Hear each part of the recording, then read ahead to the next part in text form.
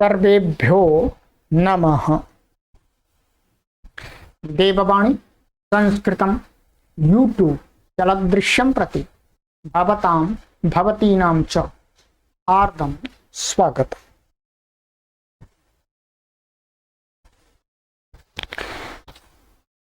मित्रों, व्याकरण महाभाष्यम महर्षि पतंजलि द्वारा प्रणीत को हम निरंतर पढ़ रहे हैं। आज इसकी हम 23वीं कक्षा को पढ़ेंगे।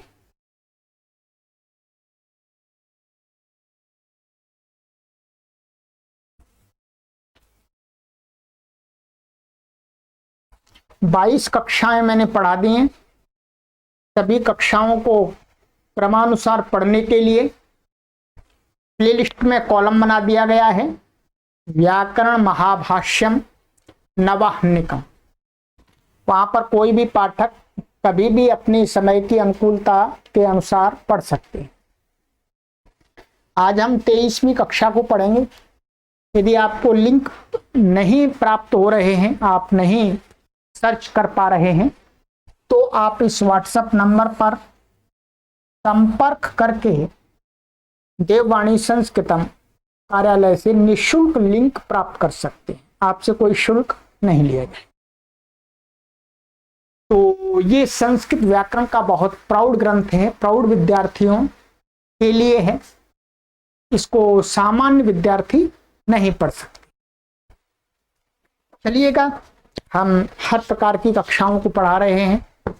सामान्य कक्षाओं को भी पढ़ा रहे हैं, प्रौढ़ कक्षाओं को भी पढ़ा रहे हैं। गत कक्षा में हमने जो पढ़ा था मित्रों, उससे आगे पढ़ना आरंभ करते हैं। और ये ऑनलाइन प्रशिक्षक मैं ही हूँ, मेरा ही नाम है आचार्य श्रवण कुमार, व्याकरण दर्शन निरुक्त वेदाचार्य हरिद्वार। ठीक है, आपको डाउट नहीं होना चाहिए कि ये नाम किसका है और पढ़ा कौन रहा है। मैं ही पढ़ाता हूं मुख्य रूप से। चलिएगा,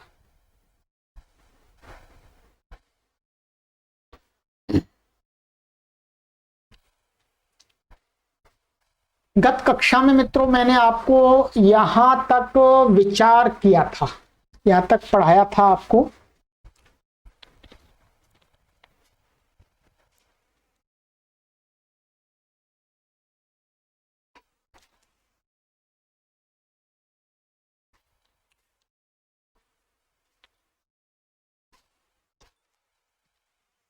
ये पढ़ाया था।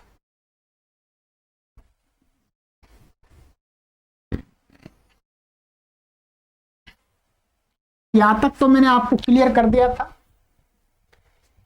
अब इसके आगे इसको भी मैंने आपको एक बार सामान्य रूप से पढ़ा दिया था, परंतु मैंने आपको कहा था, निवेदन किया था कि समय पिछली कक्षा में कम था, इसलिए इस कक्षा में, आगे की कक्षा में आपको इसको पूरा करूंगा।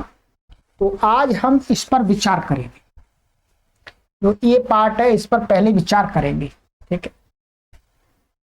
महर्षि पतंजलि जी ने पहले दो अभ्युपगम सिद्धांत नित्य पक्ष में दिखा दिए। ठीक है, कुछ लोग ऐसा मानते हैं कि द्रव्य पदार्थ नित्य है। हाँ ठीक है, आपको मान करके भी हम वार्तिक से सिद्ध कर देंगे।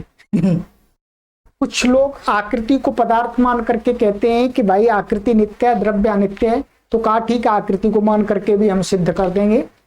ठीक है, अब आकृति पक्ष को, ये बाद में यहां पर आकृति पक्ष को अंत में क्या दोहराया था, यहां पर ये आकृति अनित्य होती है, माने आकार वस्तुओं का अनित्य होता है, परंतु द्रव्य नित्य होता है। इसी शंका पूर्व पक्षी के मन की आंशिक शंका को मन में रखते हुए कि पूर्व पक्षी ऐसा भी अभी भी सोच रहा हो कि आकृति नित्य नहीं होती है, उसके लिए और आकृति के ही पक्ष में कि आकृति नित्य होती है, पूर्व पक्षी के मन की आंशिक शंका को नष्ट करने के लिए कौन सा पूर्व पक्षी जो द्रव्य को अनित्य मानता है, आकृति को अनित्य मानता है, उसको पक्ष के लिए महर्षि पतंजलि जी किसी का पक्ष नहीं ले रहे, उन्होंने दोनों पक्ष दिखा दिए और आचार्य कात्यायन का वार्तिक दोनों पक्षों में सही ठहरा दिया। चाहे आप आकृति पक्ष को नित्य मानिएगा चाहे द्रव्य पक्ष को मानिएगा, दोनों में सिद्धे शब्दार्थ संबंधे लगेगा, दिखा दिया था। अब आकृति पक्ष को और मजबूत करने के लिए कहते हैं यहां पर अथवा न नेदमेव नित्य लक्षणम। पूर्व पक्षी को कह रहे हैं आचार्य महर्षि पतंजलि जी कि देखो भाई, अथवा मान लिया कि आकृति हमने कहा इस तरीके से नित्य है, परंतु आपके मन में ऐसा है कि आकृति तो अनित्य है क्योंकि आकृति तो नष्ट हो जाती है। तो ऐसा है, आप जिस बात को सोच करके कह रहे हैं उस बात का उत्तर मैं देता हूं। अथवा न इदम एव नित्य लक्षणम, अथवा अर्थात निश्चित रूप से ये ही नित्य का लक्षण नहीं है जो आप समझ रहे हैं। क्या सामने वाला क्या समझता है, सामने वाला क्या समझ रहा है, उसने उसके मन की बात क्या, ध्रुवम कूटस्थम अविचाली अनपायोपजन विकारी अनुत्पत्ति अवृद्धि अव्यय योगी यत्तन्नित्यम इति। जो पूर्व पक्षी है उसने ऐसा मन में रखा हुआ है कि नित्य का लक्षण तो ये बताया गया है शास्त्रों के अंदर। क्या बताया है? नित्य उसको बोलते हैं जो ध्रुव हो, ध्रुव को ही बताया कूटस्थ। कूटस्थ माने एक जगह स्थिर रहे, इधर उधर नहीं जाता हो, बिल्कुल भी एक जगह। जैसे ध्रुव तारे को ध्रुव बोलते हैं, वो एक जगह ही दिखता है, स्थान नहीं बदलता है, ऐसा हो। अथवा अविचाली, अविचाली माने गतिमान ना हो, या गतिमान ना हो। जैसे सूर्य गति कर रहा है, चंद्रमा गति कर रहा है, पृथ्वी गति कर रहे हैं, ऐसा नहीं होना चाहिए। और कहते हैं अनपायोपजन विकारी अनुत्पत्ति, ठीक है, ये एक तरह से पर्यायवाची है। ये इसका अर्थ है अनपायोपजन विकारी का अर्थ है कि जिसमें नाश और उत्पत्ति रूपी विकार ना होता हो, अर्थात जिस पदार्थ में नाश और उत्पत्ति रूपी विकार न हो वो नित्य होता है। माने इस प्रकार के लक्षण वाला नित्य है। ये सारी चीज घटनी चाहिए, ध्रुव होना चाहिए, कूटस्थ माने वो ही है, अविचाली होना चाहिए, नाश उत्पत्ति से रहित, विकार रहित होना चाहिए। नाश उत्पत्ति रूपी विकार उसके अंदर नहीं होने चाहिए। और इसी को कहा अनुत्पत्ति। ये अनपायोपजन विकारी कोई स्पष्ट करने के लिए पर्यायवाची रूप के शब्द में अनुत्पत्ति माने वही है, क्योंकि जिसकी उत्पत्ति होती है उसका नाश होता है, जिसका नाश होता है उसकी उत्पत्ति होती है। तो उत्पत्ति रहित वही, नाश उत्पत्ति रहित शब्दांतर से फिर दोबारा समझाया है। और अवृद्धि, जिसमें वृद्धि नहीं होती हो, माने बढ़ता नहीं हो। जैसे पेड़ होता है या मनुष्य का शरीर होता है, ये बढ़ता है, एक साल दूसरी साल और बड़ा हो गया, तीसरी साल और बड़ा हो गया, वृद्धि को प्राप्त ना होता हो। और अव्यय, अव्यय माने ह्रास को प्राप्त ना होता हो। अभी इतना बड़ा है, एक दिन बाद इतना घिस गया, इतना बच गया, 2 दिन में इतना घिस गया, इतना बच गया, 3 दिन में इतना घिस गया, इतना बच गया। ये चीजें जिसमें नहीं होती हैं, ठीक है, जो ध्रुव होता है, कूटस्थ होता है, अविचाली होता है, नाश उत्पत्ति से रहित होता है, वृद्धि से रहित होता है, व्यय से क्षय से रहित होता है, जिसके साथ इसका जिसमें ऐसा ये सारी चीजें जिसमें योग रखती हैं, संबंध रखती हैं, यत तन नित्यम, वह नित्य है, ऐसा लक्षण जो पूर्व पक्षी समझता है। कहते हैं महर्षि पतंजलि जी कि भाई सुनो, इतना ही नित्य का लक्षण नहीं है। ये चीजें जिसमें वही नित्य है, दूसरी अनित्य है, ऐसा कहना आपका ठीक नहीं है। ध्यान दीजिए, कहते हैं इससे अतिरिक्त भी नित्य का लक्षण है शास्त्रों में। आपने आकृति को नित्य इसीलिए तो कहा था है कि वो नष्ट हो जाती है। अभी मिट्टी से घड़ा बना दिया, फिर थोड़ा घड़े को तोड़ करके मिट्टी को फिर कुंडे बना दिए, ठीक है, फिर उसकी प्लेट बना दी, फिर उसकी मूर्ति बना दी, फिर उसकी ईंट बना दी, फिर उसका घर बना दिया, ठीक है, छत बना दी। ये सारे इन कारण से ही तो आपको आकृति को अनित्य कहा था और द्रव्य को आप नित्य मान रहे थे।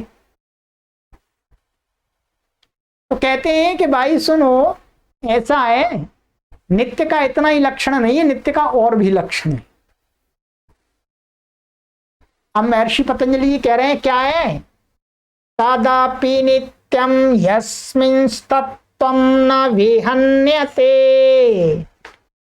वह भी नित्य माना जाता है। क्या?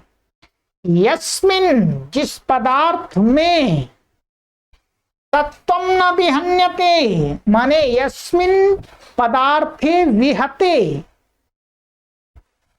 तन्निष्ठम तत्त्वं न विहन्यते, माने जिस पदार्थ के नष्ट होने पर उस पदार्थ में रहने वाला जो तत्व है वह नष्ट नहीं होता, वह भी नित्य होता है। बात समझ में आई?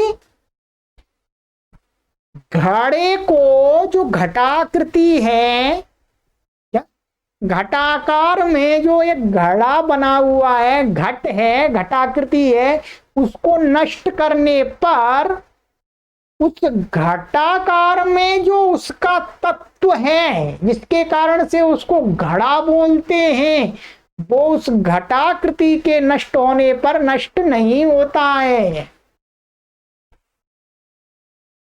क्यों नष्ट नहीं होता है? क्योंकि उसी प्रकार की आकृति से बना हुआ कोई दूसरा पदार्थ हमको दिखता है तो क्या कहते हैं, अरे एषः घटः, अयं घटः बोलते हैं। यदि उस एक घटाकृति के नष्ट हो जाने से, तोड़ने पर, यदि उसके अंदर रहने वाला तत्व माने घटत्व घटत्व यदि नष्ट हो रहा है तो कभी भी दूसरी जगह उसी आकृति वाले पदार्थ को देख करके हम ये नहीं कह सकते हैं कि ये घड़ा है। तो महर्षि पतंजलि महाराज जी कह रहे हैं भाई नित्य का ये और भी लक्षण है। हमने पहले बताया था कि गाय गोत्र तो किसको कहते हैं, गाय के अंदर जाति क्या है? गाय के कान कट जाने पर भी उसको गाय बोलते हैं, पूंछ कट जाने पर भी गाय बोलते हैं, उसका गर्दन से कट जाने पर भी उसको गाय बोलते हैं। अर्थात ये जाति नहीं है। तो कहते हैं जो पदार्थ होता है उसके अंदर माने उसके लिए जो शब्द प्रवृत्त हो रहा है, उसका जो निमित्त होता है वो उस पदार्थ के नष्ट होने पर भी नष्ट नहीं होता है। घड़े के नष्ट होने पर उसके अंदर रहने वाला जो घटत्व है वो नष्ट नहीं होता है, वो घटत्व ही उसका तत्व है। अर्थात उस आकृति को बोध कराने वाला जो तत्व है वह नष्ट नहीं होता। ठीक है, तो कहा कि न विहन्यते किम पुनस्तत्वम, वो तत्व क्या है? अब सामने वाला जो पूर्व पक्षी है उसने कहा कि भाई किम पुनस्तत्वम, वो तत्व क्या है आपका, जो मैंने आपको बता दिया पहले ही, परंतु यहां शंका आप कर रहे हैं कि वो तत्व क्या है। तो कहते हैं तस्य भावस्तत्वम, यहां तस्य लिखा हुआ है, वैसे सही होना चाहिए तस्याः, ऐसा होना चाहिए। तस्य भी चल सकता है, कोई परेशानी नहीं है, परंतु सरलता के लिए हमें तस्याः माने आकृत्याः, आकृतेः माने आकृतेः भावाः, माने उस आकृति का जो भाव होता है वही उसका तत्व होता है। आकृति माने आकृति विशेष का बोध कराने वाला जो ज्ञान होता है वही उसका तत्व होता है, वो नष्ट नहीं होता।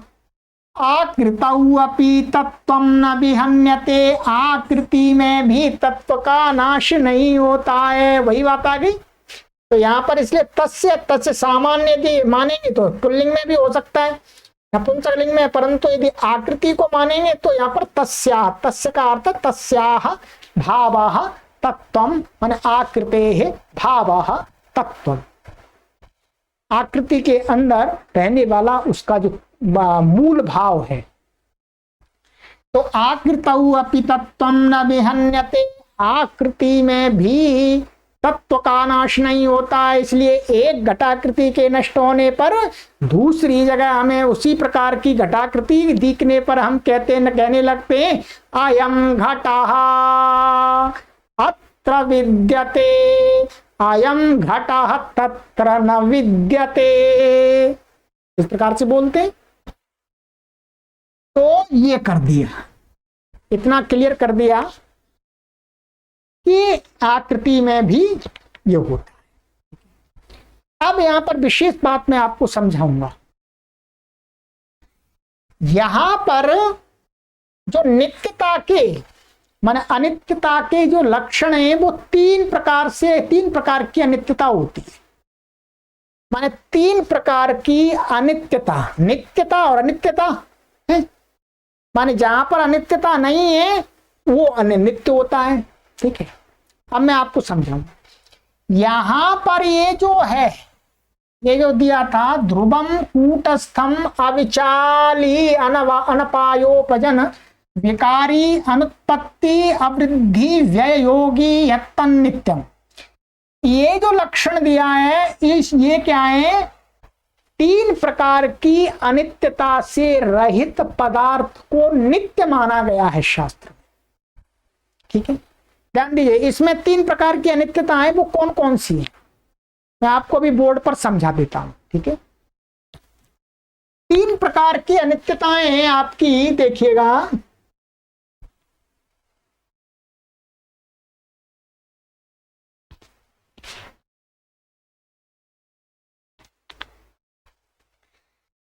अनित्यता तीन प्रकार की होती है, लिख लीजिएगा।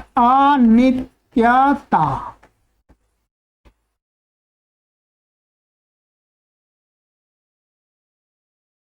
नंबर एक होती है संसर्ग अनित्यता,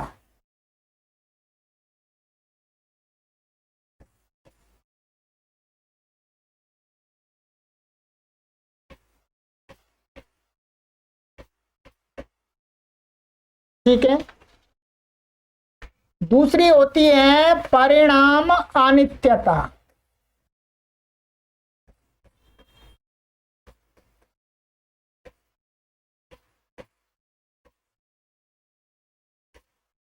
तीसरी होती है आपकी प्रध्वंस भाव अनित्यता,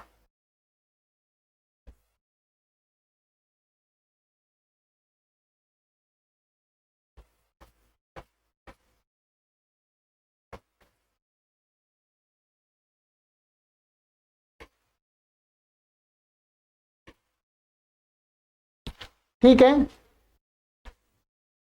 ये तीन प्रकार की अनित्यताएं होती हैं पदार्थ के अंदर। इन तीन प्रकार की अनित्यता वाले पदार्थ अनित्य कहे जाते हैं और इन अनित्यताओं से रहित पदार्थ नित्य पदार्थ कहे जाते हैं, ठीक है। संसर्ग अनित्यता, परिणाम अनित्यता, प्रध्वंस भाव अनित्यता। ठीक है, अब प्रत्येक का मैं आपको उदाहरण देकर के भी समझा देता हूं। ठीक है, जो संसर्ग अनित्यता होती है वो कैसी होती है, इसमें उदाहरण दिया जाता है कि एक स्फटिक मणि है, जो संस्कृत साहित्य में उसका बार बार उल्लेख आता है। एक स्फटिक मणि होती है, क्या होती है, स्फटिक मणि।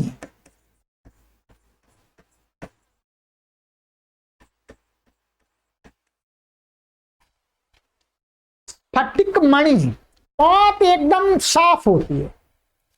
जो स्फटिक मणि होती है उसके सामने यदि जैसे भी रंग की कोई वस्तु आ गई, मानिएगा ये स्फटिक मणि है, एकदम वो सफेद होती है, व्हाइट, बिल्कुल एकदम साफ होती है, उसका अपना कलर नहीं होता है। मानिएगा ये स्फटिक मणि है और इसके सामने ये काला पेन आ गया तो स्फटिक मणि एकदम काली बन जाएगी, ये भी काली दिखेगी पूरी की पूरी। और स्फटिक मणि के सामने यदि लाल रंग का कोई पदार्थ सामने आ गया तो वो लाल हो जाएगी, उसके सामने पीला आ गया तो वो पीली हो जाएगी, उसके सामने कोई नीला पदार्थ आ गया तो वो नीली हो जाएगी।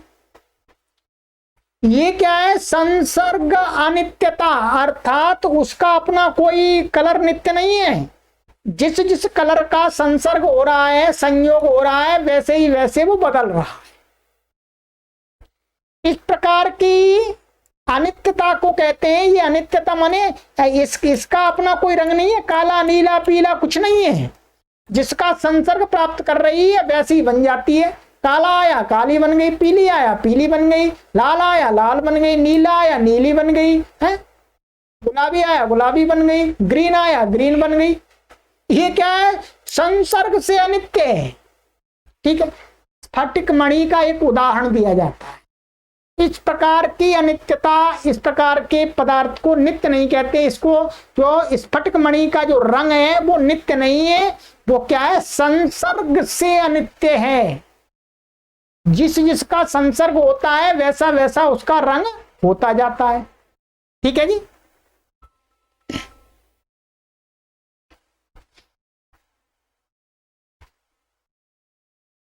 और देखिएगा, समझ लीजिएगा, तो संसर्ग, इसमें जो कहा था कि ध्रुवम कूटस्थम, वो क्या है, इसका निषेध किया था संसर्ग नित्यता का, कि जो ध्रुव होता है, कूटस्थ होता है, उसमें संसर्ग अनित्यता नहीं होती है, वो किसी के संसर्ग से परिवर्तित नहीं होता है। ठीक है, तो जैसा है वैसा का ही वैसा रहता है। ठीक है, तो ध्रुवम कूटस्थम कह करके जो नित्य पदार्थ की जो नित्यता बताई थी, उसमें ये बताना चाह रहे थे कि वो नित्य पदार्थ संसर्ग अनित्यता से रहित होता है। जैसे स्फटिक मणि का उदाहरण दिया, ये क्या है, संसर्ग अनित्यता से युक्त होती है स्फटिक मणि। ठीक है, दूसरा उदाहरण दिए देते हैं कि दूसरी अनित्यता क्या होती है, परिणाम अनित्यता। क्या होती है, परिणाम अनित्यता। तो वहां पर क्या कहा था, ध्रुवम कूटस्थम अविचाली। अविचाली से कहा का, यहां इनका कहना है जो अविचाली कहा है वो क्या है, परिणाम अनित्यता का निषेध किया है। परिणाम अनित्यता क्या होती है, उसके लिए उदाहरण दिया जाता है शास्त्र में कि बेर। क्या, बेर, आप सभी जानते हैं बेर वो एक फल होता है। क्या होता है, बेर फल ले लीजिएगा, आम ले लीजिएगा, कुछ भी ले लीजिएगा। बेर का उदाहरण लिया है यहां पर टीकाकारों ने, इसलिए मैं बता रहा हूं आपको। तो बेर होता है, बेर का जो रंग होता है, क्या, बेर का जो रंग होता है वो क्या, परिणाम अनित्य होता है। जैसे आरंभ में बेर कैसा होता है, बेर या आम कैसा होता है, हरा होता है, ग्रीन होता है। परंतु थोड़े समय बाद, थोड़े जैसे जैसे बड़ा होता है वैसे ही उसका रंग कैसा होता चला जाता है, बेर का रंग पीला हो जाता है। आम भी धीरे धीरे पीला हो जाता है, पकता है तो पीला हो जाता है। तो जो बेर का जो रंग है वो क्या है, हरे से पीलेपन का प्राप्त होना, ये क्या है, उसके अंदर परिणाम अनित्यता है। इसलिए बेर में जो पीला, जो हरा और पीला रंग है वो क्या है, परिणाम स्वरूप अनित्यता से आया हुआ है। यदि नित्य होता तो वो हरा ही रहता या पीला ही रहता। तो परिणाम माने धीरे धीरे उसका परिपाक होता है तो उसका कलर चेंज हो जाता है। तो अविचाली से क्या, वहां पर महर्षि पतंजलि जो हमने अभी बताया था, अविचाली का अर्थ है परिणाम अनित्यता से रहित जो द्रव्य होता है वो नित्य होता है। ठीक है। तीसरा है प्रध्वंस भाव अनित्यता। प्रध्वंस भाव का अर्थ होता है नष्ट हो जाना। ये क्या, इसका उदाहरण देते हैं, वस्तु का नाश, वस्तु का नाश।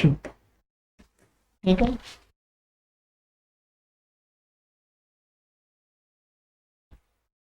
वस्तु का नाश, जैसे इसके लिए वहां पर जो सूत्र फिर दोबारा बता दूंगा वहां पर जाकर के, कि वहां पर क्या आ गया है, अनपायोपजन विकारी। ये कहा अनपायोपजन विकारी अवृद्धि अव्यय योगी तद नित्यम, यही कहा था।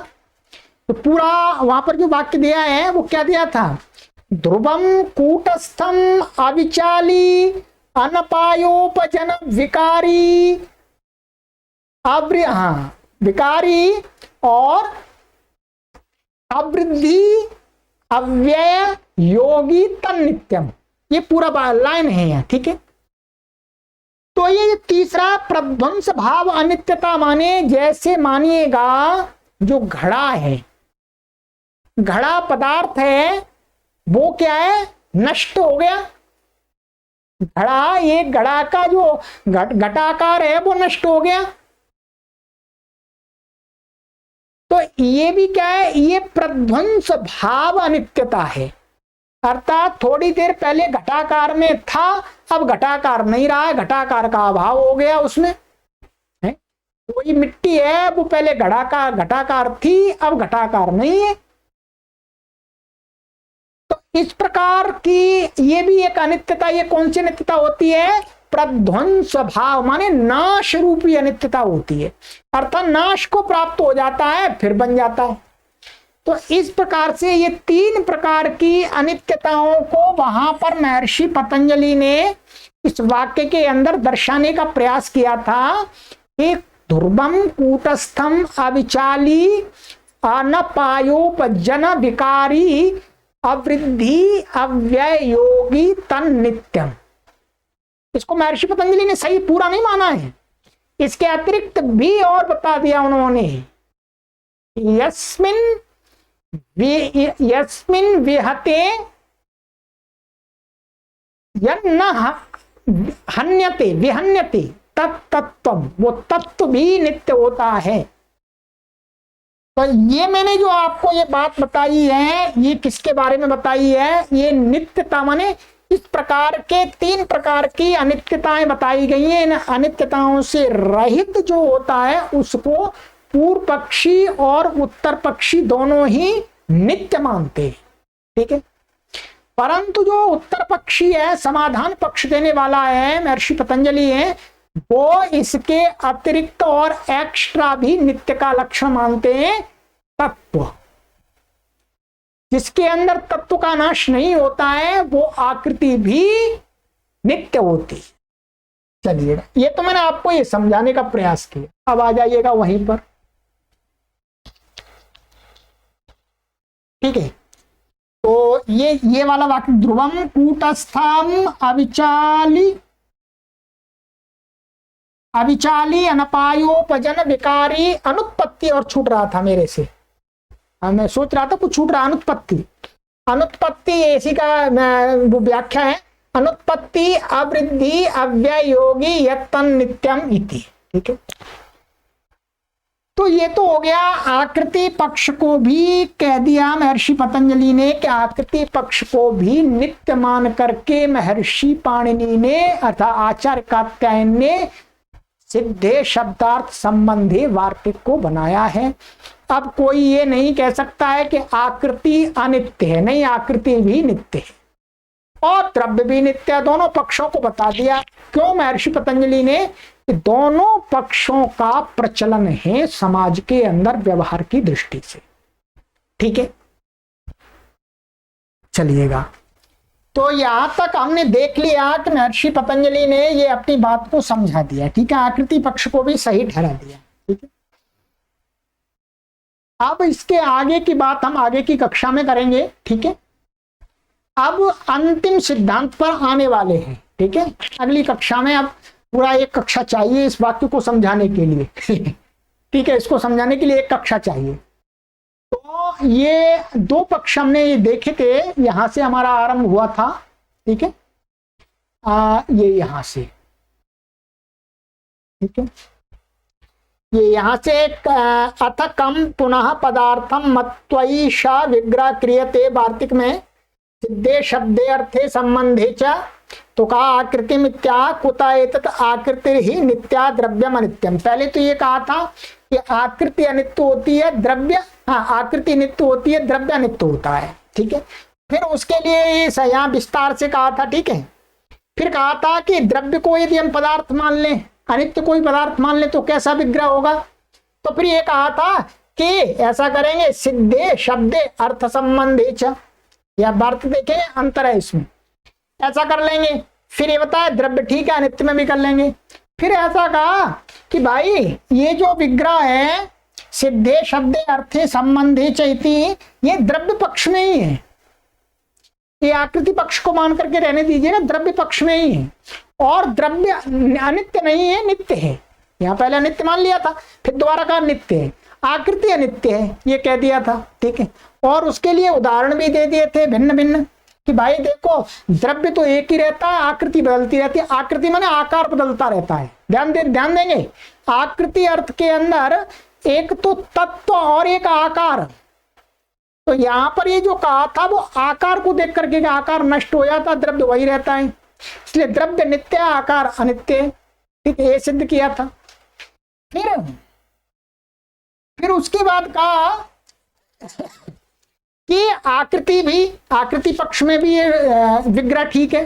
क्यों? क्योंकि आकृति नित्य होती है, ये वाला विग्रह सिद्धे शब्दे अर्थे संबंधे चैति।